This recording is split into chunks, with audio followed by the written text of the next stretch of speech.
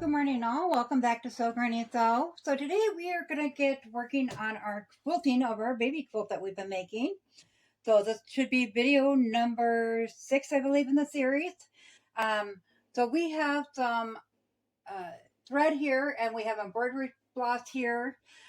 Embroidery floss, you can do the tying of the quilt. You just thread it like a regular needle thread and tie it in the center of your squares, bring it up, tie it, and cut it off. That is how they used to do quilting. You can still do it that way if you prefer that way. A lot of people feel like that's just a reminder of how grandma used to make quilts and stuff, and some people are very fond of that way. I've kind of over that. I do use embroidery floss in my applique when I do hand applique. However, with thread, our thread selection, we want it to match both the front and the back. And because on the front we have a lot of darker colors, all these colors are found in these fabrics. Uh, but I don't want a lighter color to pop up in a darker spot on the front of the quilt. Therefore, we are removing the beige and the light green from our selection. Now, these colors would work good on the front, but I don't think they'd look so good on the back. So I am removing those as well. I just want to go through this so you can kind of get an idea of how to narrow down what you want to quilt with. Things to keep in mind for it. So this color will look good on the front, on the green. I don't think we're going to do any top stitching on the burgundy part, so I think that would be fine. But however, if we go around here, especially like on the dark burgundy, that's going to really show up and kind of stand out more so than what I want. There is some of the lighter color of this in there, but I don't know. That's a choice yet. The brown is found in here, but it's nowhere in the front of the quilt, so I am setting that one out as well. This color green, as you can see, it's not a true green. It's more of a teal or mixture of green and blue. It is in these houses here. It is in quite a few of the boutique squares. It was my top choice for it. I think it will look okay on the green, but it will still look okay on the dark or the lighter colors because in every single block it has some sort of that green in it. So it was between these two, so I'm going to go ahead and go with the darker one. I think it will look good on the background fabric or the backing fabric as well because of the greenish blue that's in there. So this is the color choice that I have made for quilting in my quilt. I will go ahead and get my sewing machine ready, get the bobbin threaded, the needle threaded, and I will bring you over to the machine and we'll go ahead and start doing our quilting. Okay, so when setting up the machine, I always roll extra bobbin full of the thread I'm using. Free motion quilting or stitch and stitch, it all takes a bigger amount of thread when you're doing the quilting. So I always start off with 2. Now, generally, that on a full-size quilt, I will use about 3 bobbins to get to that point. So I have 3 done. I've already put the quilt together, so I'm just going to do an extra one just in case I run out, so I don't got to stop and wind a bobbin. So what I've chosen to do is start with that center. So we're just going to thread that through, go down to the center, and I'm just going to go ahead and stitch along that center on these parts here with a straight stitch because that locks that center in a little bit. So I'm going to set my stitching down to, you can set it whatever you want. I'm going to do a 2 on mine, but at the beginning, I'm going to go ahead and take a few stitches with it at a very low setting, such as a 1.2 or a 1.0. So I'm going to go ahead and take a couple stitches. And then I'm going to put it back up on the 2. That way my stitches don't unravel. So not sure how well that's showing there. But as we're going to stitch in the ditch, we're going to slightly pull on that seam. And we're aiming right for that center line there for where our needle is to hit. So we'll go ahead and we'll sew that. And you do want to make sure your back is pulled as well to make it lay nice and flat. So when you stitch in the ditch, you do want to go slow because stitching into the ditch is not as easy as it looks like. Sewing a very straight line is not easy at all. So we'll just go ahead and keep working through that. So the machine is actually pulling the fabric.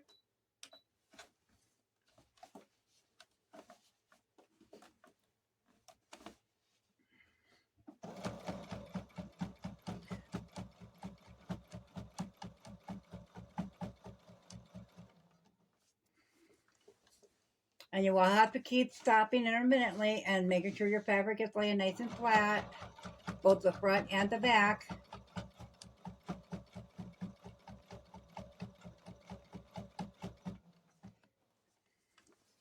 And it's good when you're doing it if you can find a spot on your foot to follow that lines up with where your needle's going to hit.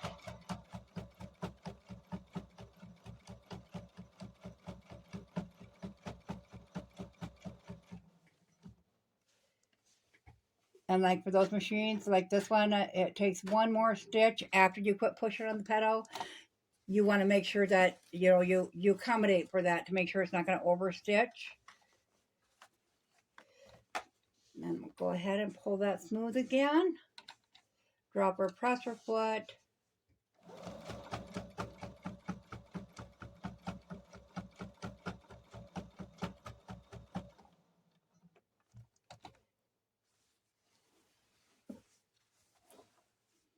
And as you can see, that's a little off. I don't know if you can see that, but I'll show you once I get it off the machine here. I did go up a little bit, and that's very, very evident when you're using, light on dark or dark on light. That shows up even more so. I think we can safely take that pin out so it's not in our way.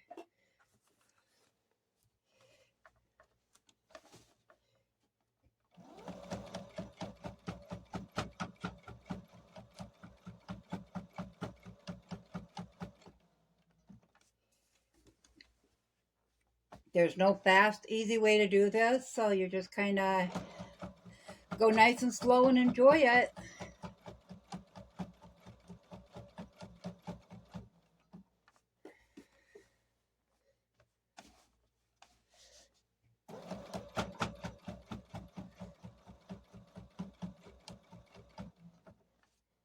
And you can hear it when it gets louder. It's actually going on the seam, the double fabric layers within the seam, versus just on the straight flat part.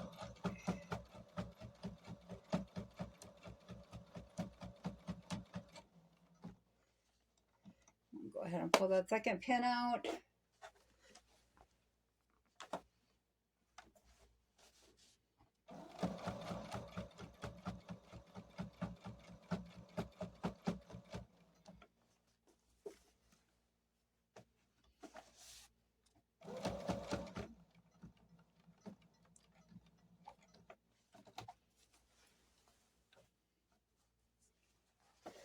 At this point, if you want, you can snip your thread so it doesn't get caught up on any further stitching.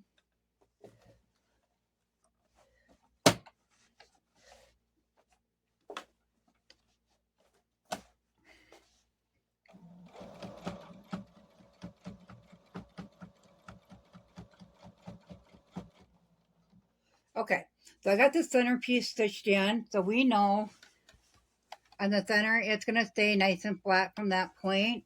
So now when you're tugging on your fabric and stuff, you know it's going to be centered from that point. So we're going to go ahead and we're going to go around this square.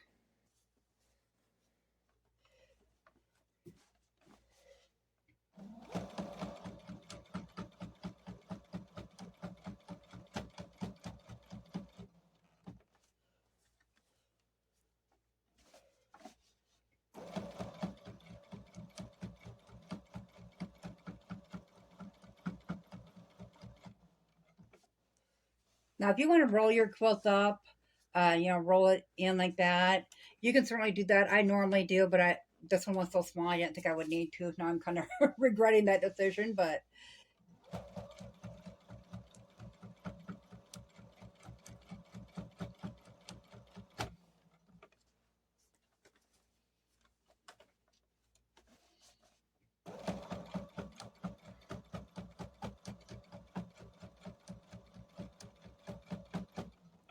I do have another video out there that goes into the stitch in the ditch.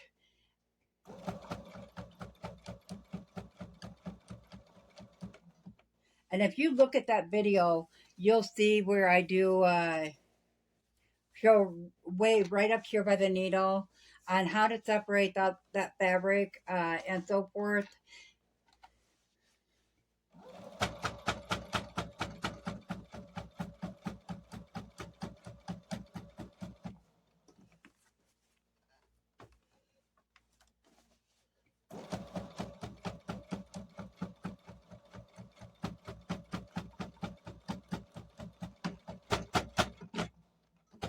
See, that's when it's hitting the seam, is when you hear that noise.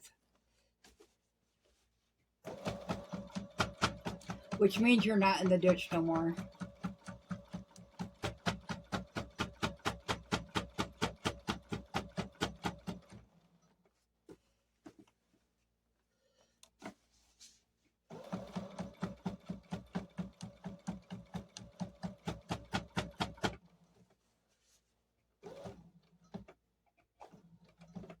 And some people will actually just go beside the ditch for that very reason. Oh, my stitching is not very good right there. Huh. For that reason, because it's really hard to hit that stitch in the ditch, right in that ditch.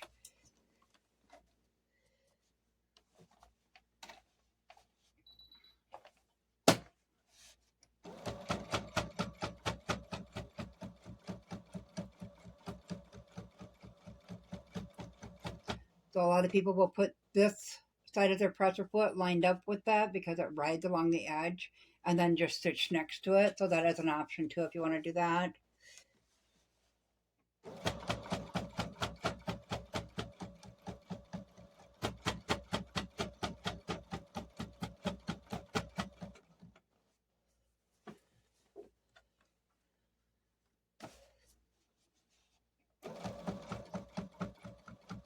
Quilting is all about practice, practice, practice, practice.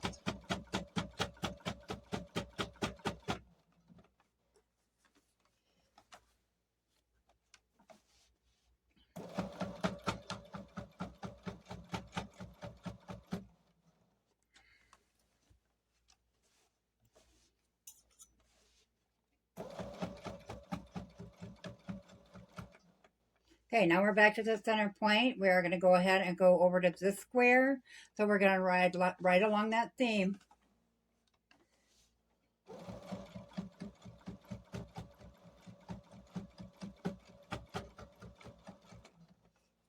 Okay, so you can see I was not exactly on the seam at all times, but that's okay. I mean, it's not the end of the world if you don't get everyone just perfect.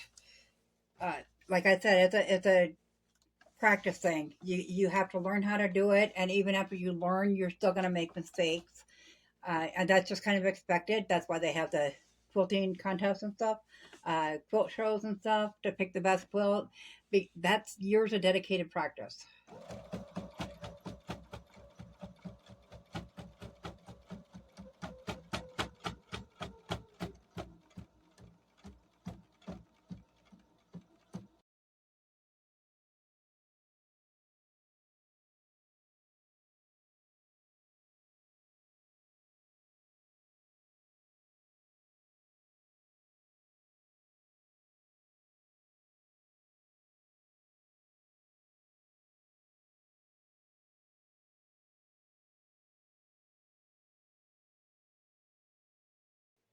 Our stitch length, and we're just going to sew right over that seam or that stitching again right there at the end.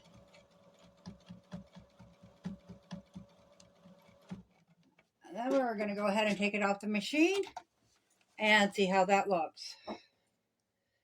Just snip your threads.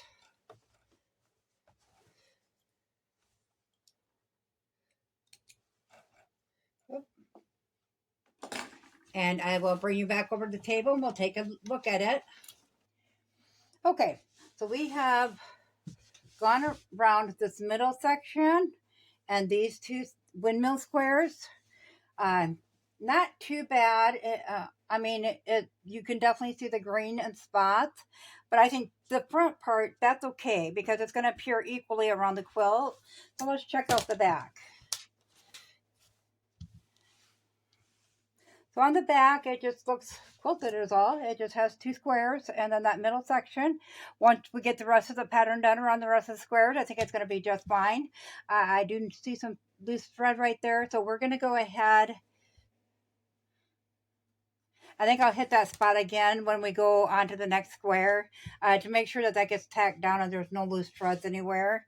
But I'm going to bring this back over to the sewing machine, quilt this in, and then I'll meet you back here. Okay, so we have the quilting done. And I just formed squares on the back. We'll flip it over quick so you can see that. So I just formed little squares on the back, which is kind of nice, keeping it simple. However, I wasn't going to do a binding with this, with the backing fabric. But as I tried it, I actually thought the colors went real well with it because it pulls out the burgundies and the yellows and the greens. So I'm going to go ahead and I'm going to do the binding like that. So I'm going to show you quick how that works. So I did not sew a line down here. I sometimes will, sometimes won't. This one's sitting pretty good. And the more I looked at this fabric that I used for the backing, because I thought it was Christmassy, it is actually Tossed Toys by Past and Presents for Daisy Kingdom, printed in '96 in the US. So I thought that was a little more, it set me a little more at ease as far as not being Christmassy. So I'm okay with that now. So all I did was cut the batting right along the edge of that fabric. Make sure you don't cut into where your fabric is at.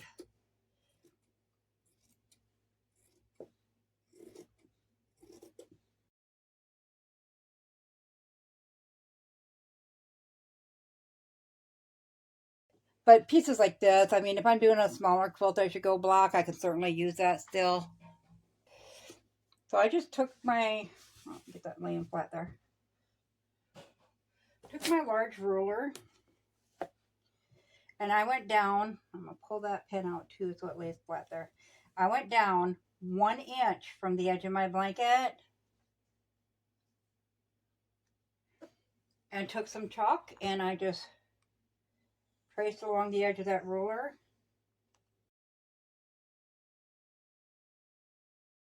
Then I just cut that so it's 1 inch wide out from the blanket, I mean.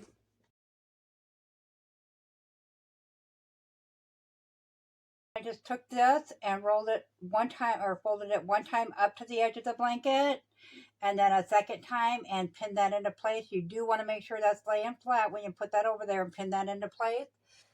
So just like that. And then we'll go ahead and we'll sew right towards the edge of that. You don't want to leave too much of a gap because that will flip up then.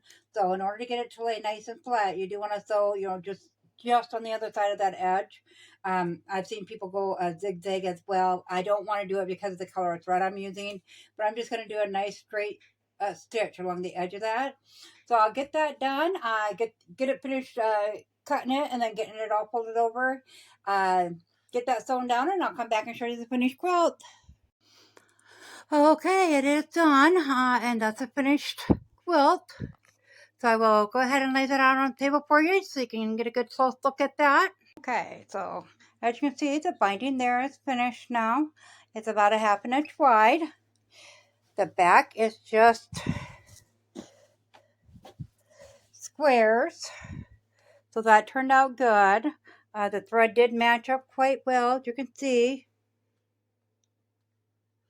Let's see. It's a little bit different color than the pants, but it is the same color as the house. So I thought it turned out cute. So yeah, don't be afraid to give that a try, guys. It's a quick, easy way to make a baby quilt. You can do the front however you want. Just pick one of the blocks and do like the 4-patch or the 9-patch. But the self-binding, when you do the backing like that and just leave a little extra around the edges, works out really good to do a binding all in one. So Let me know in the comments below what you think. Would you make this color of a quilt, or would you make maybe a different color with that batik? How big would you like your baby blankets to be when you create them? I hope you found this video helpful, and this does complete our series. If you did, give it a big thumbs up. It helps the channel grow. If you're not subscribed, why don't you go ahead and subscribe? We'd love to have you here at Sew Granny Sew. Thanks all. Have a great day. Bye.